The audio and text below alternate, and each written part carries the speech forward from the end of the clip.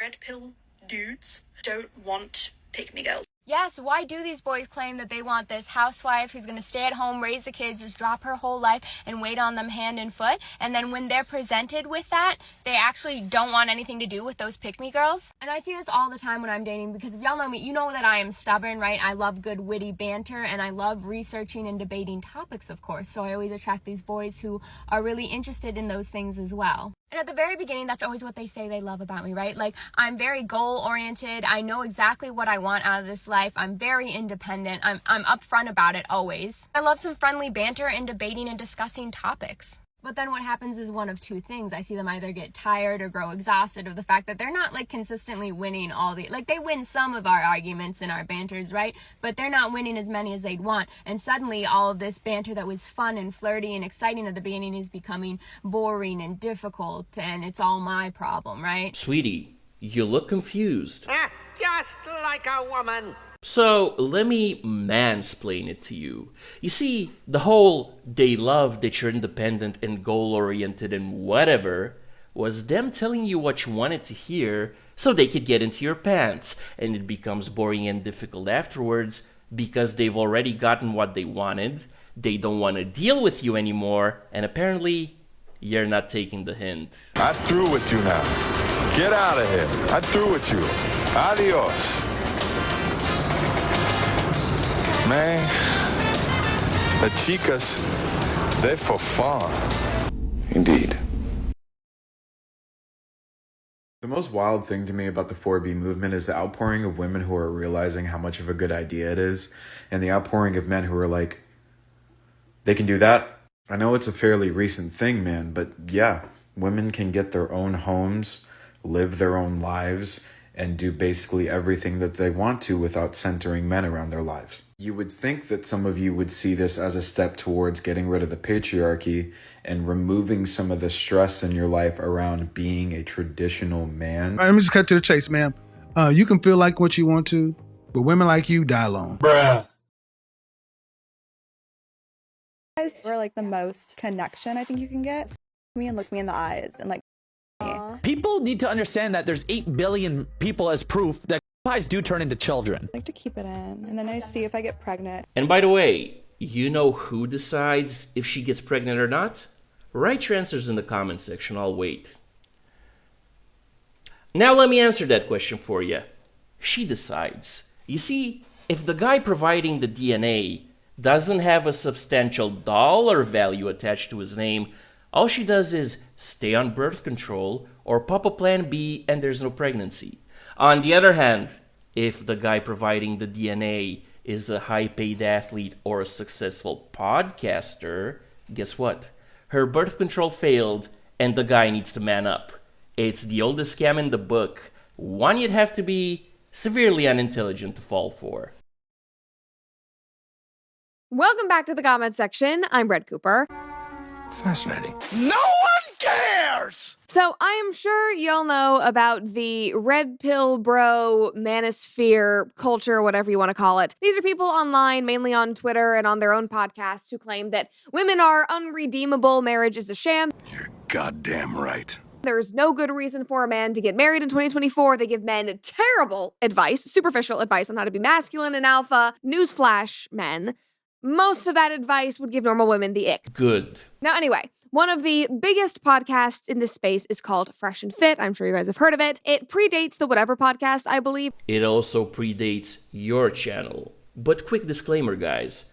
I'm not gonna hold water for Fresh and Fit, especially for Fresh, who got scammed with the oldest trick in the book. But I do want to hear what the TradCon princess has to say about it. But it has a similar format where a bunch of women will come on, they will talk to and get critiqued by the two hosts, whose names are Walter and Myron. I think Myron actually has a different name, but he goes by Myron. They also go by Fresh and Fit respectively. The guy's got 3 names. I don't get it. Whatever, do your thing. And all of this is done under the guise of male improvement. And considering the struggles that men are very obviously facing in today's culture, you would hope that these incredibly influential, popular alpha bros giving advice would be good role models, right? We would hope that. We would assume that. Wrong. All right, so just to give you guys a baseline, if you do not watch Fresh and Fit, if you've not seen some of their clips, we need to watch some of their popular viral videos. Here we go. If your dad cheated on your mom, how would you feel? I'd applaud him. I'd be like, yeah, you got your money up, man. How do you think mom would feel? You know what? She wouldn't leave. She's a real one. She would be like, damn, okay. If it was continuous? She wouldn't leave. Do you think she'd be happy with the dynamics of that relationship, though? She knows how it is.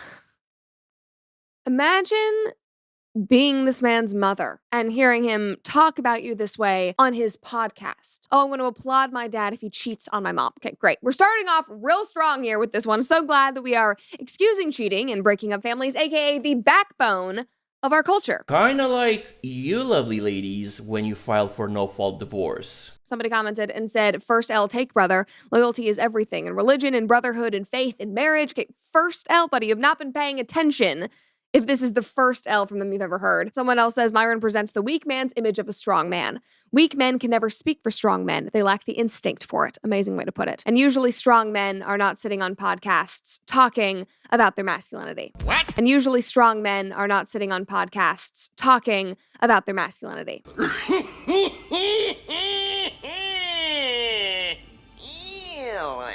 This series is focused in on how men can be men. Why do you think there is such a crisis of masculinity in the first place?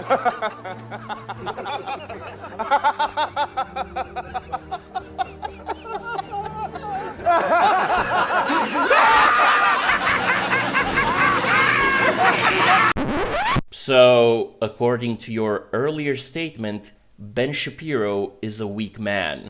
Damn. You know, Brett, it would be a real shame if you ended up like Candace Owens. And then just to cover all of our bases, here's one of their fans who says, Myron is not religious. Stop putting religious standards on him. Ah, okay. So now being a loyal, committed husband and an upstanding father who respects his children's mother is apparently a religious standard that you need to disavow. Thank you for saying the quiet part out loud. I am so glad that you are a terrible human being. Here's another clip. The reason why it's so bad, guys, is that in 2023, we don't hold women accountable for their promiscuity anymore, right? So since society doesn't hold women accountable for their promiscuity, you have to do it through your actions. You have to hold them accountable by your behaviors. So you're not going to change women. The only thing that you could do is adapt to the situation and change your behavior and not commit to these women. And that's such a black pill take because obviously if you guys watch the show, you know that I agree that promiscuity is running rampant. You know that I agree that both men and women should be better and this should be changed. But I do believe that women's behavior can be changed. It should be changed. But that is besides the point.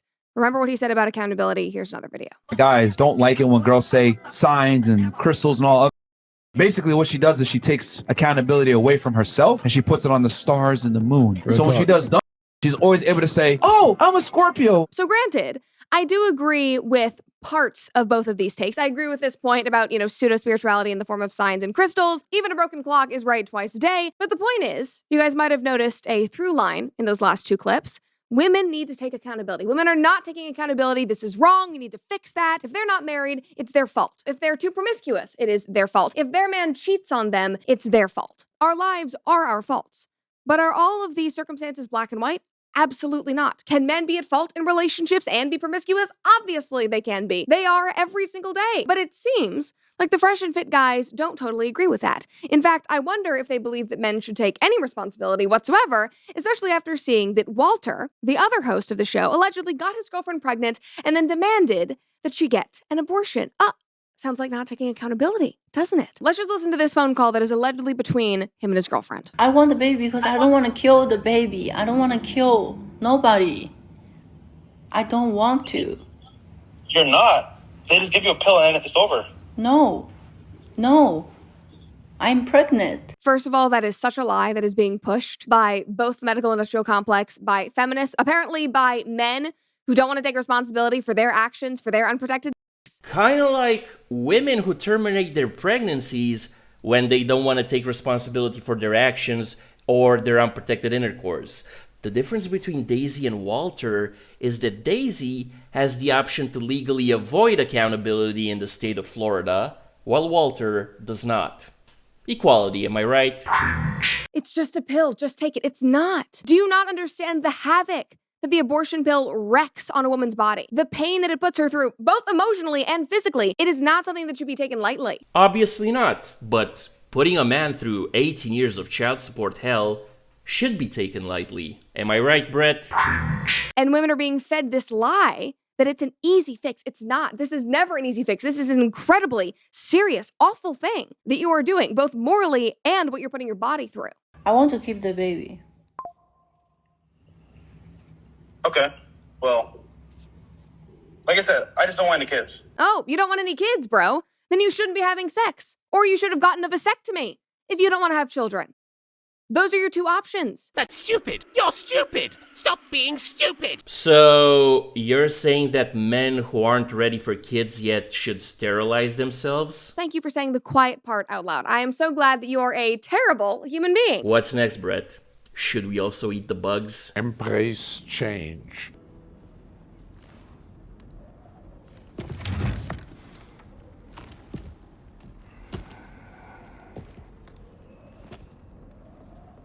No. Now, Brett, I know you weren't even alive when most of us already had girlfriends, but allow me to present you with a third option.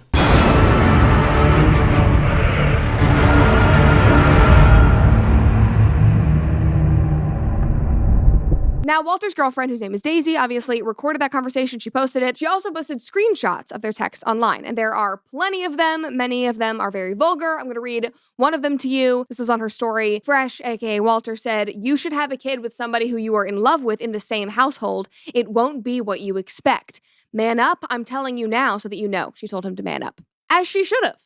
"I don't expect anything anymore since we're not together. I got pregnant with you when I was in your house and when I was in love. You wanted to have the baby. If you didn't me with your own pleasure. Be logical and be a man. I didn't get pregnant by myself. Ooh, it is not fair for the baby. No, it's not. What are you saying? We are not together and won't be. Why would that be good for a kid? So why did you inside of me? Also, things happen, and yes, feelings change, but bringing a kid into this world without both parents' love is cruel. We both thought you wouldn't get pregnant.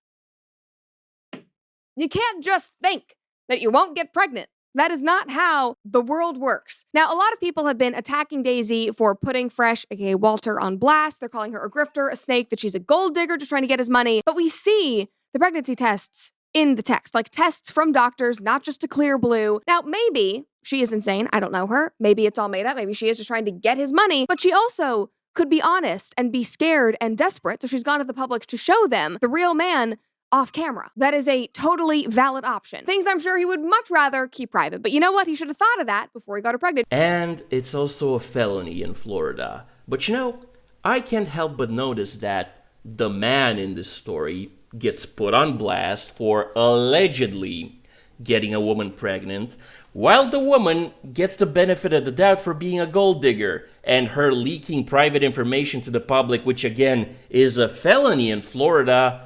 Well, she gets a pass because he should have thought of that before he got her pregnant, because apparently, according to Brett Cooper, women who get pregnant don't have to obey the law. Incorrect. She also said in a live stream that she would do a DNA test whenever he wants to prove that this is actually his child. And she also posted Notes app screenshots detailing the timeline of their relationship, including when he allegedly told her he loved her, wanted to be exclusive with her, and then introduced her to his mom, said he would have a baby with her, which is why she went off of birth control and had unprotected with him. And that, people, is the most ridiculous part of this entire story, in my opinion, because they are both at fault here. They apparently only met in November, and without true commitment decided that it would be fine if they just had a baby together and had unprotected. Then soon after she learned that, oh, he just isn't a monogamous person. Like, girl, just run. Just be smart. Do not have unprotected with a man simply because he says, I love you once. That is the worst idea on the face of the earth. I'm sure you wanted to believe the best in him. So, let me get this straight. A professional Miami thottie, who's not a US citizen, hooks up with a rich podcaster who, over the course of 3 years, said multiple times on his podcast that he lies to women in order to get into their pants, and also bragged on his podcast about getting a woman to terminate her pregnancy because he didn't want kids.